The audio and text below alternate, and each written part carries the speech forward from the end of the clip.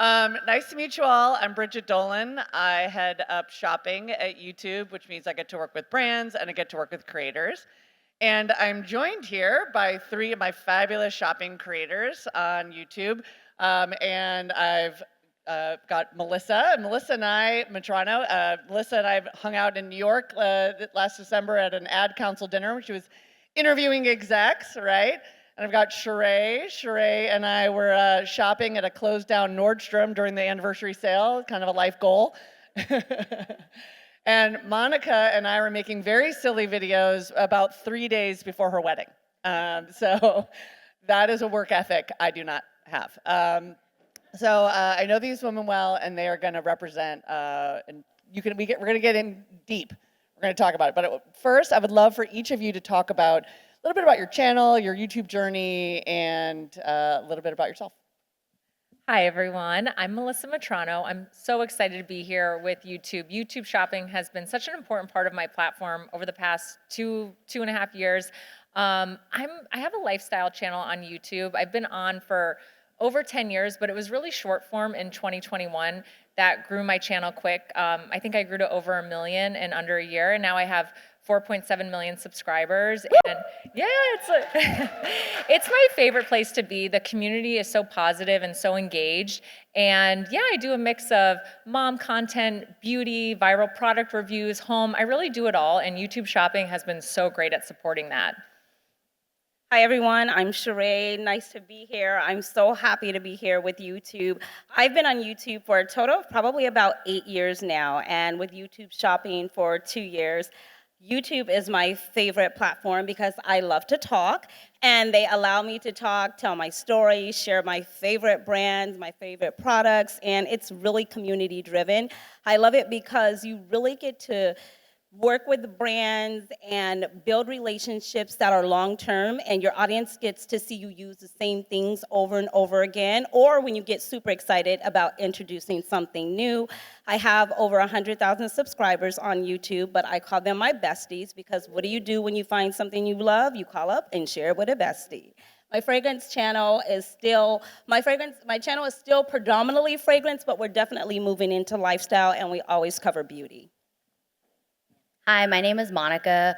YouTube was actually the last platform that I sort of joined, but the one with the highest amount of growth and community that I've seen because I only started YouTube about like 2.5 years ago or so, and we've reached over 1 million subscribers in that time. And my content's very beauty, educational focused, color theory, and I do recently, since my wedding, a little bit more lifestyle, but YouTube has given me opportunities that I never thought that I would be able to ever get in my life. And even this year, I started posting more long-form content, and I've seen a ton of growth and so much value, and I've been able to grow my community even further from that. So yeah, I'm just really excited to be here, and I'm grateful. Grateful to the three of you. So yeah, YouTube shopping started about 2.5 years ago, and we've actually grown the number of brands by 4x. So we're at 3,500 brands in the US, and we have over 500,000 YouTube creators who are creating content, and they all have over 10,000 subscribers, which is hard to get on YouTube. It's actually not an easy number. And they do that because they're cultivating a community of viewers who are fans who really are interested in what they have to say and are following their every move. And so I'm curious for each of you, maybe share a little bit about what you're excited about with social shopping and social commerce. Yeah, I'll start off. So YouTube shopping for my content has been a game changer. I think what excites me the most about it is that the user experience is so fantastic. So as a creator, I think about my community first, and when someone watches one of my videos, they want to shop that product, it's linked right on my video. It takes them right to the retailer's page, and they can just check out and continue watching my content. It's so seamless, and I've really seen that on the back end with the amazing analytics about how easy it is to shop and how much people are shopping. So it gets me excited.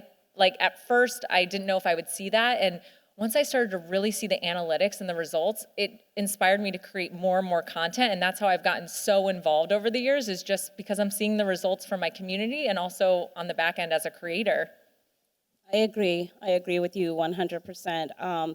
I'll never forget, I was making a video, it was probably maybe last year around this time, and I was sharing my favorite fragrances for holiday parties. And I had just put some fragrances in there, but ones that were nothing really new that I had already spoken about before, but I really loved them and they were perfect for this time of year. Vanilla being one of the major notes right now. And that video did so well. I was able to go back and look at how it trended, and look to even break down in the back of the analytics what fragrance they resonated with and bought the most. It'll show you that in there as well. So being able to use functions like that, being able to use analytics like that to show you what your audience is interested in, what they're like genuinely listening to you share what you love is very helpful. So I really love YouTube Shopping for that as well. I feel like that encompasses everything that I feel about it as well. But the other thing that I love is how quickly the YouTube team moves. Because of all three platforms, in the last 2 years, YouTube is the only platform that I really feel like emphasizes and works on creator pain points and puts the creator first and really helps understand our needs. And as someone who used to be a product manager, it's not easy, but they do it so well, and I'm so grateful for that. Thank you. That's pretty amazing. We're beating up our team all the time. So they're like, what? So thank you for that. I think, one of the things as we think about YouTube Shopping, we have built an affiliate program, right? So it's based on affiliate, and creators like you are talking about products that you authentically wanted to talk about, right? Nobody's paying you, nobody handed it to you necessarily, like you're talking about whatever you want to talk about. And then from a brand perspective, they can see the creators that are talking about their brands, talking about their products. And that is how you get on their radars. And so one of the things that as you talk about what we're innovating or moving fast, we're realizing that that basically affiliate is sort of the new brand deal. Affiliate, like for the marketers in the room that thought about affiliate, it was like Coupon Cabin and Ebates, and like, that's not affiliate anymore. Affiliate is really moving into becoming more of a performance-driven brand deal. And so we create with campaigns for our creators where you can boost your commission, and that's how the creators are getting paid, but we're also adding flat fees. And so maybe you could talk a little bit about hybrid deals or what types of deals that brands are bringing to you, and like what's kind of floating your boat? What's getting you to say yes? Yeah, so I mean, I totally agree with everything you just said. And I think as a creator, I've been doing this as my full-time job for 10 years, which is really exciting. So I think I am very, picky, first of all, about what brand deals I want to do. But the ones that have come through YouTube Shopping, I can think of one specifically with Walmart last year, was really interesting to me because I'd always operated on a flat fee capacity. And this one was kind of the first where it's like, okay, this is YouTube Shopping. You have full creative freedom. So I made 2 videos, and I just remember the results both together. The videos got over 8 million views, and the sales were incredible. And I thought, this is probably because, Walmart, of course, gave us like a brief if, you wanted thought starters or things like that. But it was really just make the content you love, tag our product, and see what happens. And so it was the first time I saw that there really is something here for me having that hybrid model. And it's exciting to have that full creative freedom to really sell. If that's the goal. So that was my experience. That is so funny you said that, because I'm going to chime in and jump on Walmart as well. My channel is really about fashion, beauty, and luxury and lifestyle. And this is a quick 2.5, which that means it's a story. I'm going to digress, but I promise I'll bring it back. So Walmart, came through with YouTube and offered a deal, and it was a flat fee, but plus commission on whatever was sold. So during the video, they were like, you can do, I think it was like summer essentials or summer fashion.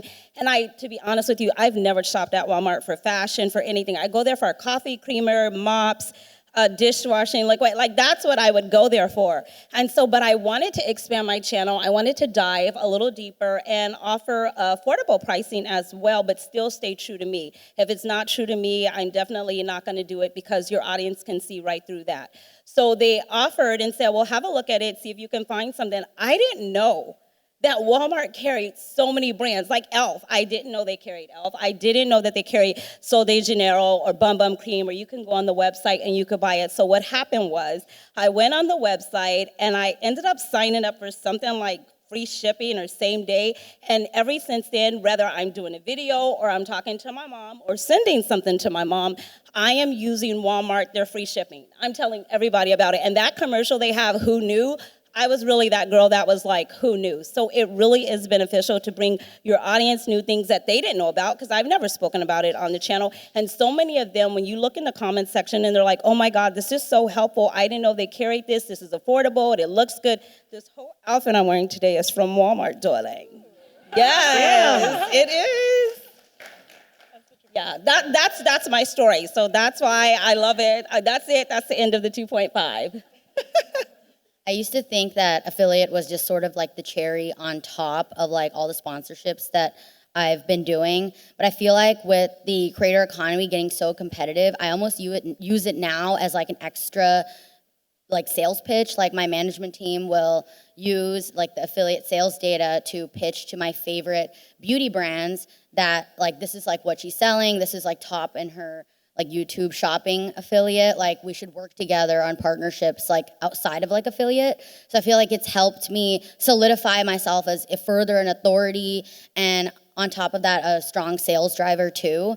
It also has helped me know what my audience really likes. And not to shout out Danessa Myricks over here, but after tagging her products consistently almost every day on my page, her name now is like the top searched on my entire page, and her brand is one of my top highest like sales drivers on my page. But it's so every time I now post it, I get tons of comments, and those videos do well, and I feel like it's a sort of win-win situation. There's no harm in doing it in the first place, and YouTube also makes it really, really easy to do it.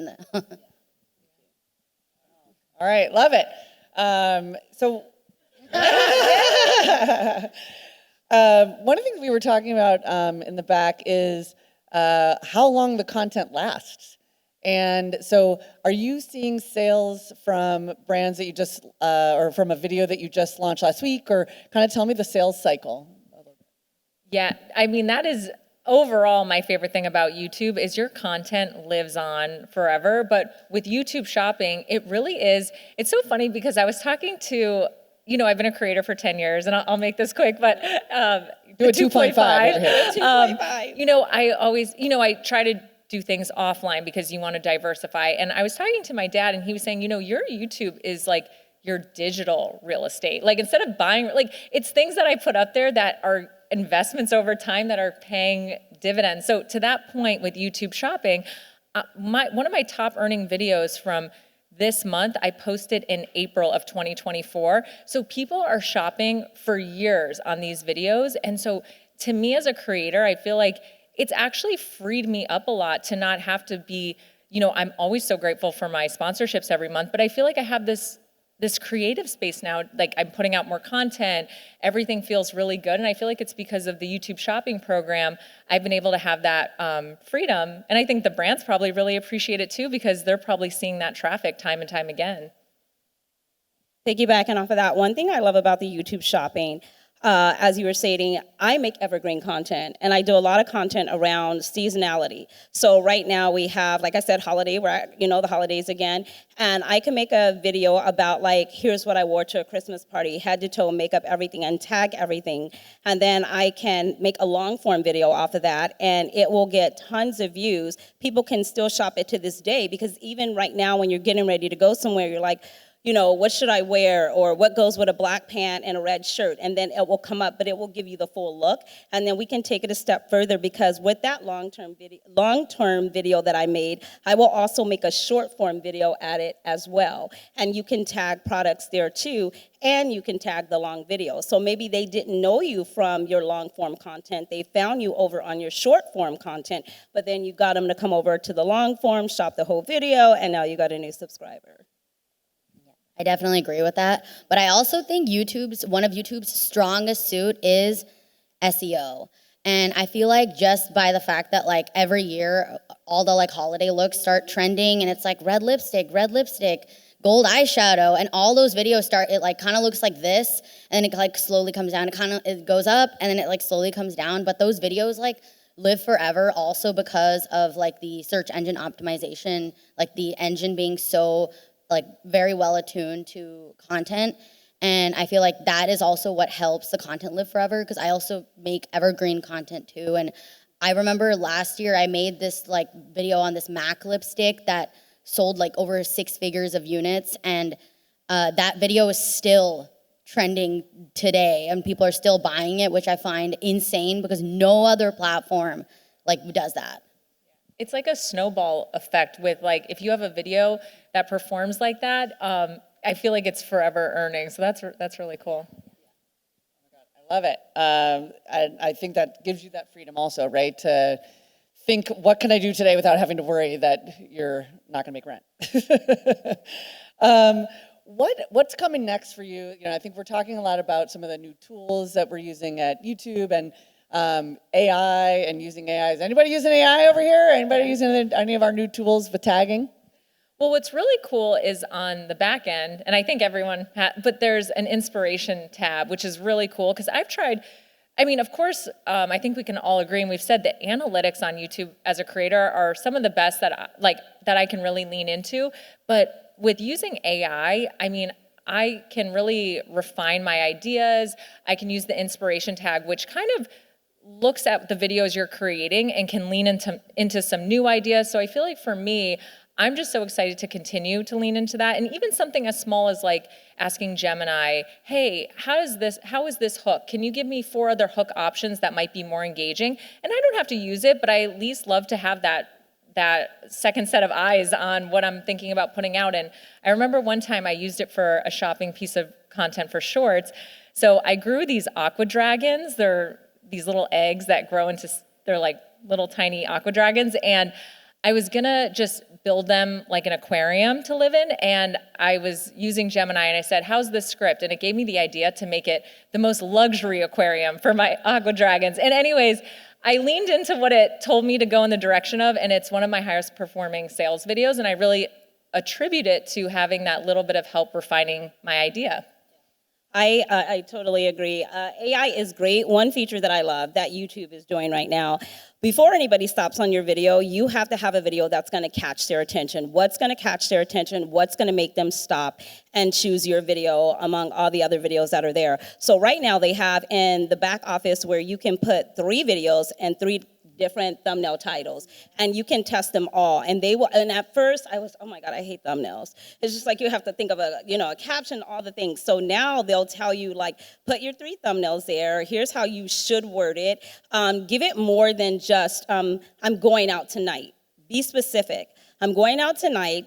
Date over 30. What should I wear? You know what I mean? Now you gave the viewer something that is relatable. If they're in their 30s or over 30, they're like, okay, I can get something here. Not just making it just so like blah, but really being specific so that that viewer can expect what they intended to get when they clicked on your video. So having the 3 different thumbnails there, and then also having the 3 different titles, after about, I believe it was 3 weeks, it picks something and it'll show you, this is your highest performing one. This is what people stopped on the most.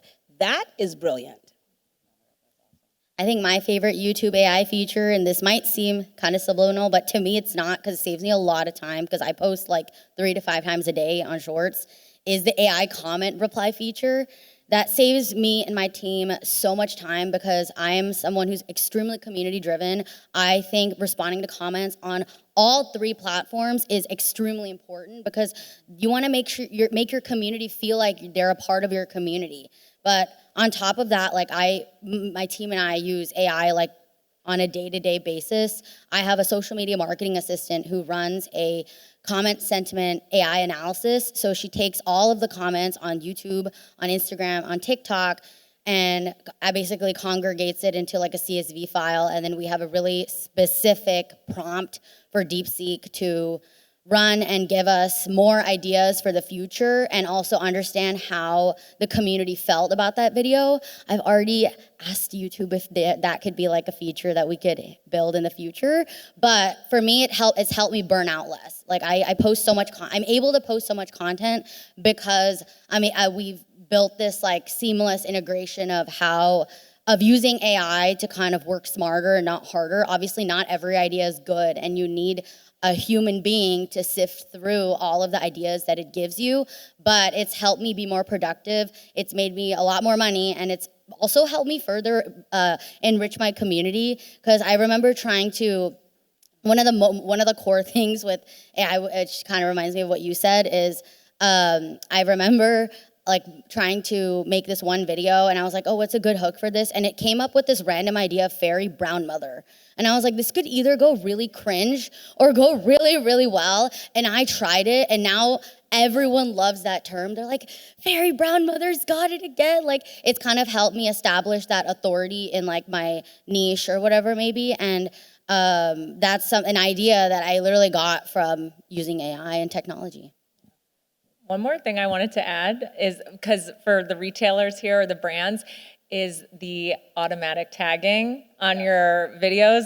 I know I've talked to other creators about this. So sometimes, like if you're a shorts creator, I'm posting so many times throughout the day and I might miss tagging on my video. So YouTube recognizes the products in your videos and auto tags it on so that you never miss earning, which is really cool. Love that. All right, so the promise of this session was supposed to be how to cultivate your creator community. So I want to make sure I'm delivering for our merchants and retailers in the room. Shout out, 20-year Sephora vet over here. So tell us, Monica, maybe we'll start with you. How do you want to work with brands? How can you have it be more than a one and done? How do you want to work with brands? What can they do to? Well, for me, it's like I'm I've always really focused on relationship building, because without that relationship and connection to the brand, you're kind of just pushing random products and you don't really feel connected to what you're even using in the first place. Like, I honestly feel like my also best sponsorships, brand deals, and products that have done really, really well are the brands where I've had the highest brand affinity with, where my values align with their values. And I would say like my goals in the future to work with brands too is to work on partnerships outside of like just the sponsorships. I feel like we're seeing more and more of that slowly. Like I've had some amazing opportunities to do more consulting work in addition to the partnerships. And then that way, like if I've helped, let's say like I've helped this brand extend their shade range or come out with like consulted with them on the product, it's less of like a collab and more of like, oh, I helped work on this. And because I have stake in it too, the product performs a lot better as well, because I've helped this brand. We've kind of like worked together on it. People know like how much I love that brand. So it's like you're kind of working more than just like behind the camera, of course. So I feel like, and that's also something that I've seen really grow in specifically like the beauty space. And I think that's also like where it's going to continue kind of going. Additionally, I think psychologically, I think it takes like 6 or 7 times for the viewer to see the product to finally be like, oh, I want to buy that. I want to actually buy that product. And you can't have like 5 million holy grails, right? Like you have like a set list of products that you consistently use and you kind of stick with it, and your community knows that like you ride or die for those products. And I think those are the brands that I tend to want to work with the most. And a lot of times like I won't take the sponsorship if I also think I can't sell it either, because it doesn't work for, it won't benefit me in the long run, definitely won't benefit the brand either. 100% everything Monica said. Long-term partnerships to me are the best, especially when it's authentic and there's a true relationship between you and the brand. Something that I use every single day, I'll never forget. Oh my God, do we have time for a quick 2.5? Okay, so I have Fenty. We all know Fenty, right? They came out with the Eau de Parfum like 4 years ago, what have you. And I'll make it quick. And I bought it myself, and I did a review for my audience to let them know what I thought about it. Immediately, it was a no for me. Absolutely not, we're not doing this. This is not gonna get you a date tonight. So I just told them it wasn't for me, but I'm gonna wear it out and I'm gonna try it. And so I wore it out. It wasn't an indoor fragrance. It was an outside fragrance because it came to life. It was absolutely amazing. Fast forward to 2024, I have been talking about Fenty and that fragrance all this time. I talk about the skincare, the beauty, all of the things, right? Fenty approached me last year in September and asked if I wanted to do a sponsored video for them and if I wanted to do it where you would get commission and a flat fee as well. Well, my audience was already used to me talking to Fenty, so it was a no-brainer. I love them through and through. I talk about all of their products. When I did the video, the audience received it well. They were happy because they're like, oh my God, they noticed you, they seen you. Your audience gets really happy because they're invested in you. So the relationship is just like chef's kiss. They just launched something else. I promise I don't work for Fenty. And I went to their launch party, came home, did the video. It exceeded. They already trusted me because they knew I love Fenty, and it was their new body spray, and it's so good. And it's just like when you want that type of relationship when you're selling something, talking about something, because at that point, it's not selling. You love the brand. You are truly just sharing what you love, and your audience can feel that. Sorry, it's a long time. Love that story. Try to get it across. Well, I agree with everything they said. And I think something to add is, and I think I've seen brands getting really great at this, is being mindful of the creators you're choosing and choosing them for their style of content. I find my most successful brand partnerships, even, of course, long-terms have been the best, but if it's just a one-off, just, hiring the creator because you love their style of video and letting them sell or talk to their audience in the way that's most authentic. And I feel like for me, those have always been the most successful, and everyone on both sides is happy. And of course, my job as the creator is I want to communicate your message and I want the brand to be happy. But if I know something's not going to perform well, I want to communicate that. So I think just letting creators lead the conversation a little bit more will always get your brand points and your talking points in, but I've found those to be really successful. All right, so I think we have to wrap up, but I'll just say that I think what I'm taking away from this is to build your brand community with creators. You want to find people that are already talking about you, and you can do that on YouTube Shopping because they're tagging you an affiliate. So make sure all your products are an affiliate. Then you're going to find all these creators that you didn't know. You're like, I don't know where these creators are. Well, that's where they are. Open up this tab. You can find all of the creators talking about you already, and then you can actually have deeper relationships with them. So, and trust your creators. They have gotten these fans. Their audiences know and love them. Let them be them. That's why you're working with them, right? All right. Well, thank you, ladies. Thank you to this lovely audience. We appreciate you.